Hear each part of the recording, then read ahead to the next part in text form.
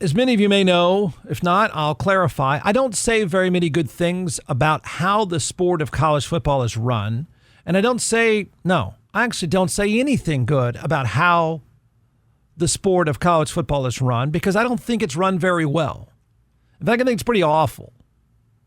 And I've said that for a long time, and I'm fine with that. And I'm fine with arguing about that because I think the management of college football has been, and this is generous, has been stiff. It's not forward-thinking at all, and that's generous too. It's bureaucratic, and it's greedy. It's just not run very well and hasn't been run very well for a long time. And a lot of the current chaos is because the management has not been very good, in my opinion.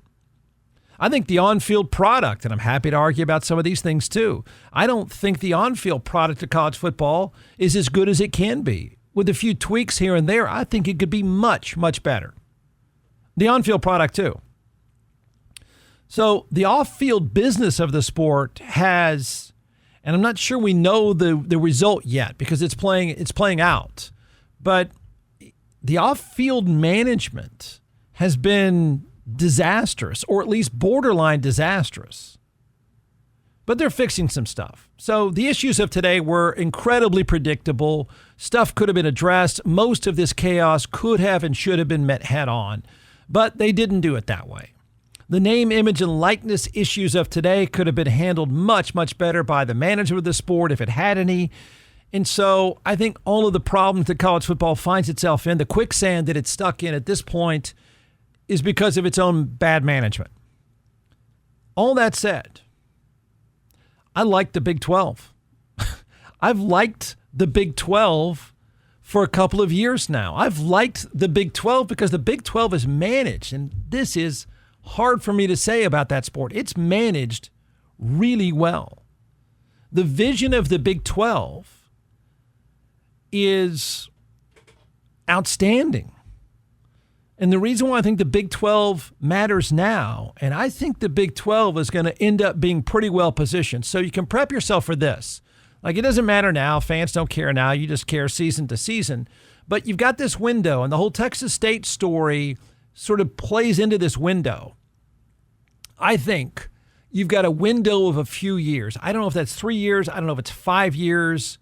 Probably not more than 5. And so if you're in a conference, you need to matter because in 3 to 5 years, there's going to be a shakeout. There's going to be another shakeout, and only 48 really are going to be left standing. So the Texas State move and any move that's made now is really, really important because you could possibly be out of the sport entirely in the next 3 to 5 years when there's another shakeout, when there's 48 programs in 2 to 4 leagues that matter. And I say that because I think that's a big compliment to the Big 12. Because I like the football too. And I don't say that very often. I think the commissioner of the Big 12 is a really sharp guy. That's not something I've ever said about anybody in college football. And I'll add this. And even though Texas State, who is now seemingly well on their way to joining the Pac-12, Texas State not going to the Big 12 and instead going to the Pac-12, I think is a mistake for everyone. I do. Now, I think they all may end up married again, but in the short term, I think it's a mistake and it's kind of unfortunate. But they got a lifeline. They're going to make some money. They're going to be able to survive the next 3 to 5 years to prep themselves for the mad dash to be the final 48 programs alive in the sport, because that's what's coming. So they're in a much better spot than they would have been a month ago. They're alive. They got a chance. I just wish they were in the Big 12, and I'm not quite sure I understand why they're not. I think it would have been kind of a cool fit. On top of that, though, the product of the Big 12, I think is really good and interesting. I do. I think it's quality football.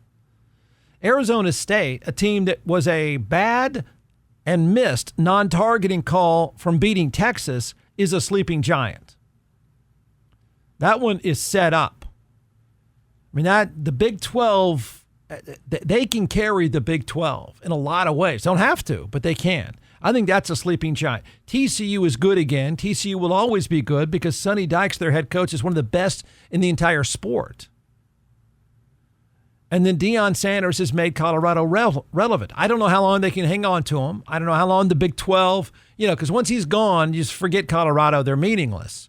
But while he's there, everything you do matters. And the better the Big 12 is, the more important it is for him. You keep him around, and your league matters.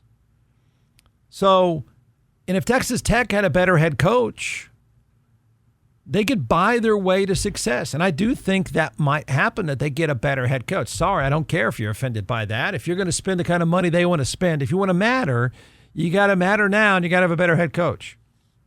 So there's a lot there. The bottom half of the Big 12 sucks. But the bottom half of every league sucks. That's just the way it is.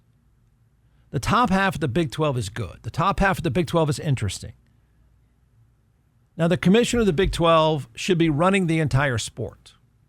I know you don't care about guys like that, but I'm setting this up because I stumbled into this guy on CNBC. I got, man, and I'm watching this and I'm listening to him and I'm thinking, I liked you before this. I like what you've done. That man saved a league. Okay? Not only did he save a league, but those programs, Arizona State, Arizona, possibly Texas Tech, they can hang in there, find a way to keep paying dudes, and TCU as long as Sonny Dykes are around. That league is, the top half of that league is very much going to be alive and well when the 48-team shakeout happens. And it's because of this commissioner. So think about what this guy pulled off. And he's not slowing down. The guy's innovative in an industry that is absolutely stuck in quicksand. Texas bolts. I thought the Big 12 was left for dead. Right? The entire chaos of college football of today is because of Texas leaving. The Pac-12 freaked out. And they head to the Big Ten and blah, blah, blah, blah, right? But the Big 12 was really left for dead. And a guy by the name of Brett Yormark saved that league.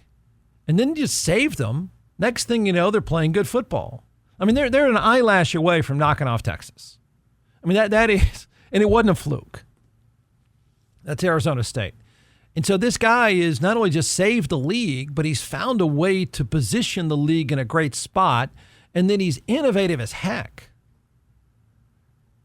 in an industry where there's nobody that's innovative. The replay is not innovative. The overtime rules are not innovative. The game itself is saved by great players and good fan bases because the sport itself and how it's run, the on-field product is antiquated, man. So the Big 12 and its commissioner have found a way to be relevant, have found a way to matter a lot. There's a lot to like there. So here he goes. I'm nerding out on CNBC.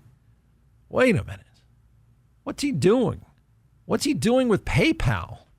PayPal is announcing right now it's teaming up with the Big 10 and the Big 12. Are there exactly 22 teams? Is that more? It's like the S&P 500. Yeah. To enable college athletic departments to pay their student athletes directly through the financial platform. This comes after the landmark June 6th court ruling that allows schools to directly compensate student athletes starting on July 4th or July 1st. July 4th just comes out, doesn't it? Joining us now to make the announcement first on CNBC, PayPal CEO Alex Chriss and Big 12 Commissioner Brett Yormark, and Venmo's involved. I want to go back to college and get involved. And be an athlete. Yeah. Oh, that's right. You have to be an athlete. That cuts me out. Who wants to talk about how this came together? I guess I'll start. Okay. First of all, thanks for having us. You're welcome. And I'll also start by saying there's never been a better time than right now for collegiate athletics, for all the right reasons. And there was a landmark settlement recently where for the first time starting in July 1, we'll be revenue sharing with our student athletes. And it does usher in a new age for collegiate athletics and our student athletes, and we're incredibly excited about it. Over the last 14 months, we've been on an incredible journey with PayPal, trying to find out where they could enter the ecosystem. Mm-hmm. And with RevShare, and how ubiquitous PayPal and Venmo are on campuses and in collegiate athletics lives of our student athletes, it made incredible sense to have them partner with us as we pay our student athletes. When you think about PayPal and Venmo, the first and second most popular mobile payment apps in the U.S. There's 400 million customers globally when you think of consumers and merchants. So it just made so much sense given how they already infuse campus life. I was given a number the other day. There's 19.8 million student athletes across the country, and almost half currently use Venmo. And we needed you a get platform. the idea. Now, if you didn't, well, first of all, they introduced him and screwed up his name. But okay. If you didn't know, if I didn't set it up and tell you who that was, you would think, that's just some Wall Street analyst talking about PayPal and Venmo. That's the commissioner of the league, man. So he has positioned this as so brilliant on a number of levels. One, okay, he's right. There's not very many of these ad deals, right? The whole name, image, and likeness thing is bogus. It's bogus. It's bogus. They're not ad deals. They're handouts, okay? There's nothing about a name, image, and likeness for the most part that is following the court case. It is handouts, slush funds, pay for play. But he found one that works. It makes perfect sense if you're PayPal to have greater access to, I'm not saying they don't have access to college students now, but that partnership makes sense for both sides. That's smart. And by the way, here comes another sponsorship. Here comes another revenue stream. This guy's out there beating the pavement to save his league and then beating the pavement to find money so they matter. And then the third part of this is he's now married to the Big Ten. Okay? And you're thinking, well, whatever. No, not whatever. We don't know how fast the next shakeout comes. The next shakeout of the college football landscape is going to come when a platform says, I don't want those teams, okay? I don't care what Oklahoma State does. They offer me nothing. Houston offers me nothing. Mississippi State offers me nothing. So here's the way we're going to play. Sooner or later, and this guy should be in charge of all this, sooner or later, the college sports business and the networks involved in the college sports business, and it could be one of them, the Disney sign above my head, are going to say, you know what? Half of these games suck. The NFL doesn't do that, and we're kind of tired of it. I don't want to put Mississippi State on TV. It doesn't do me any good. So we're going to go ahead and offer you some money, but we only really want 48 of you or 24 of you or whatever. Well, this guy, Brett Yarmark, has found a way to partner with the Big Ten so they don't run off and leave him. And he's done a huge endorsement deal just to make sure they don't run off and leave him. Now, Oklahoma State's going to be dead in the water in a few years. Houston may as well. There's plenty of them that are going to die, and they probably should die off. But he's making sure, he went from being left for dead by Texas, right? Texas steamrolls everyone. They don't care. There's no feelings there. He went from being left for dead to then finding a way, I think, to sort of marry the top half of his league to the Big Ten. So when the next shakeout happens, he can say, whoa, PayPal, we're all in this business together. So Big Ten, why don't we scoop up Arizona State? Why don't we scoop up TCU? Why don't we scoop up Utah? Blah, blah, blah.